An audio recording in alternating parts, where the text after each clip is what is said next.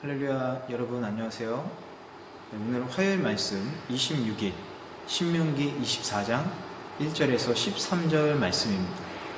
오늘 말씀에서는 10절에서 13절 말씀을 함께 보고 싶은데요, 한번 같이 읽어보도록 하겠습니다. 내가 내 이웃에게 빌려준 것이 있을 때는 그의 집에 들어가 그가 제시하는 담보물을 가져오지 마라.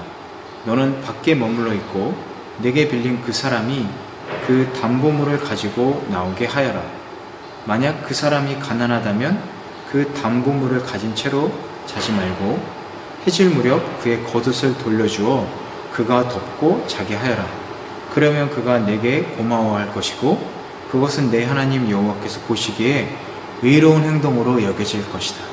이렇게 말하고 있습니다. 이처럼 하나님께서는 빌려준 사람이 빌린 사람의 집에 들어가서 담보물을 함부로 가져가지 않도록 하는 것, 그리고 또 겉옷인 경우에 해질 무렵이면 반드시 그것을 돌려주라고 명령하고 계십니다. 그것은 빌린 사람의 기본적이고 또 생존권을 보장하기 위해서인 것입니다. 특히 가난한 자의 겉옷인 경우에 겉옷이 그들에겐 전 재산이 됩니다. 겉옷은 아주 귀하고 비싸거든요. 그래서 그 겉옷이 그들의 전 재산이 되었고, 또 저녁이 되면 중동 지방 같은 경우에는 급격히 그 온도가 떨어지기 때문에 겉옷이 없이는 그 밤을 셀 수가 없는 것이죠. 잘못하면 추운 밤을 견디지 못하고 목숨을 잃게 될 수도 있기 때문에 하나님께서는 반드시 겉옷 같은 경우에 꼭 돌려주라, 이렇게 말씀을 하고 계시는 것입니다. 여러분, 어떠한 경우에라도 우리는 물질을 사람의 생명보다 우선시해서는 안 됩니다. 물질만이 아니라 그 어떤 것도 사람의 생명보다 앞설 수는 없는 것이죠. 생명은 하나님께서 귀하게 여기시고 또 생명을 해하는 자들을 하나님께서는 엄하게 심판하십니다. 용서하지 않으시는 것이죠. 예수님께서 어떠셨습니까? 예수님께서 안식일 준수라는 의식보다도 안식일날 사람의 생명을 살리는 일을 우선시하셔서 많은 병자들을 고치셨습니다. 예수님은 하나님의 말씀을 잘 알고 계셨고 또 그 말씀을 실천하면서 살아가고 계셨던 것이죠.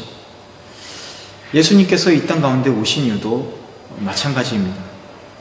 인간에게 필요한 뭔가 먹을 것, 입을 것, 돈보다도 그런 것들을 임시적으로, 일시적으로 해결할 수 있는 문제들이지만 진정한 인간에게 필요한 것, 그것은 영원한 생명이죠. 그래서 그 영원한 생명을 우리들에게 주시기 위해서 예수님께서는 이 땅 가운데 오시게 된 것입니다.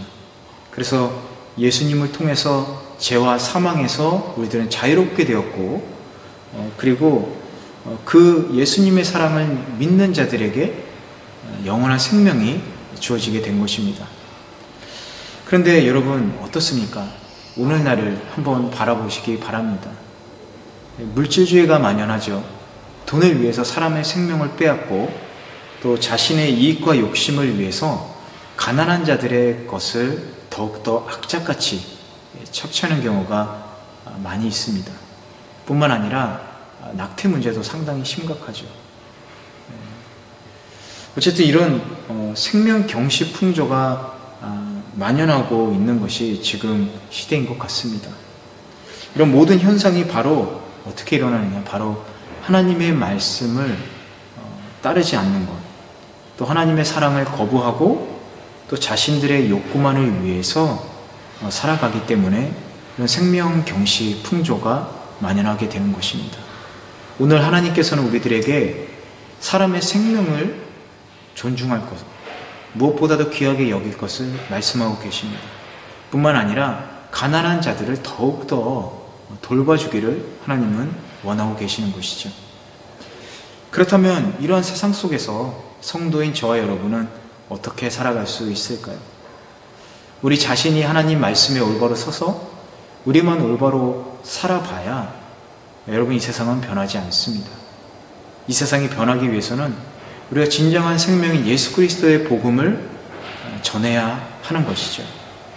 우리의 이웃의 생명을 소중히 여기면서 또 우리가 이웃에게 섬길 때 또 주님의 사랑으로 이 세상이 변화되고 또 회복될 수 있는 것입니다. 여러분 오늘 말씀을 통해서 우리에게 생명을 주신 주님께 감사하면서 우리가 정말 주님의 뜻에 따라서 이웃에게 필요한 것이 정말로 무엇인가 생각해 볼 필요가 있을 것 같습니다. 물론 물질적으로 도움 주는 것도 중요합니다.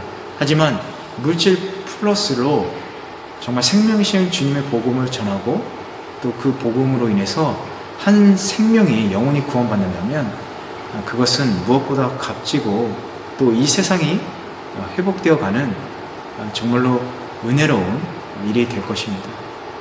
오늘 말씀 다시 한번 여러분 묵상해 보시면서 또 각자 느낀 그 말씀대로 오늘 하루 그 말씀을 기억하시면서 살아가시기를 주님의 이름으로 축원합니다.